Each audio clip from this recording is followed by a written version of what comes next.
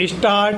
परिवादी की पुत्री का विवाह अपीलार्थी के साथ संपन्न होने के लिए वर्ष 2004 के प्रारंभ में तय हुआ था। इसके बाद परिवादी काम करने के लिए अप्रैल 2004 में आबू धाबी चला गया।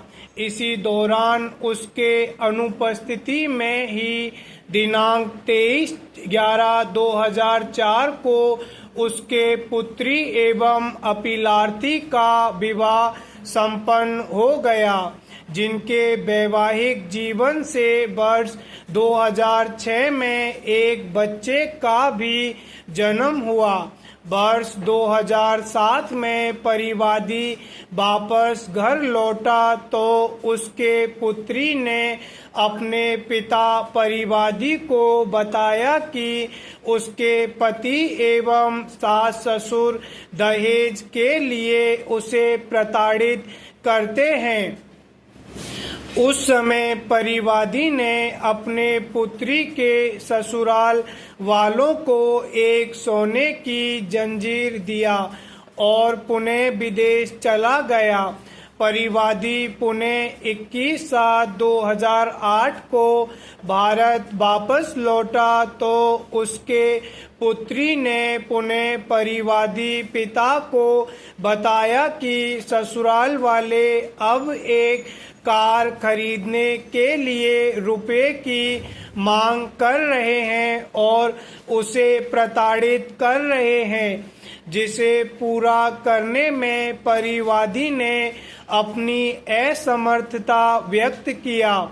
दिनांक 8/8/2008 को परिवादी के पुत्री के ससुर ने परिवादी को सूचित किया कि उसके पुत्री ने जहर खा लिया है और वह बेहोश है तथा वे उसे हॉस्पिटल लेकर जा रहे हैं। परिवादी तत्काल हॉस्पिटल पहुंचा तो उसकी पुत्री बेहोश थी और उसी दिन उसकी मृत्यु हो गई।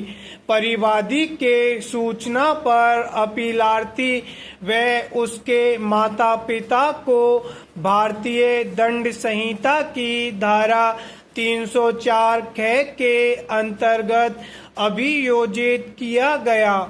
निर्णय दिनांक 3/9/2009 के द्वारा विचारण न्यायालय ने तीनों को भारतीय दंड संहिता की धारा 304 के अंतर्गत अपराध के लिए दोष सिद्ध किया और प्रत्येक को 7 वर्ष के कठोर कारावास एवं प्रत्येक को 5,000 रुपये जुर्माना, 1 वर्ष के चूक कारावास के साथ के दंड से दंडित किया। उच्च न्यायालय ने आक्षेपित निर्णय दिनांक 15/3/2010 के द्वारा अपीलार्थी के दोष सिद्धि एवं दंडादेश की पुष्टि करते हुए उसकी अपील निरस्त कर दिया, जबकि उसके माता पिता को दोष मुक्त कर दिया।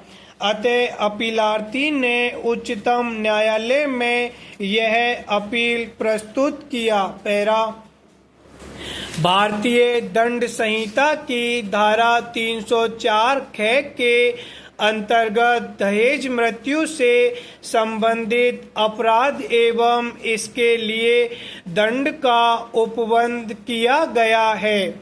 धारा 304 जहां किसी स्त्री की मृत्यु किसी दाह या शारीरिक क्षति द्वारा कारित की जाती है या उसके विवाह के 7 वर्ष के भीतर सामान्य परिस्थितियों से अन्यथा हो जाती है और यह दर्शित किया जाता है कि उसकी मृत्यु के कुछ पूर्व उसके पति ने या उसके पति के किसी नातेदार ने दहेज की मांग के लिए या उसके संबंध में उसके साथ क्रूरता की थी या उसे तंग किया था, वहाँ ऐसी मृत्यु को दहेज मृत्यु कहा जाएगा और ऐसा पति या नातेदार उसकी मृत्यु कारित करने वाला समझा जाएगा।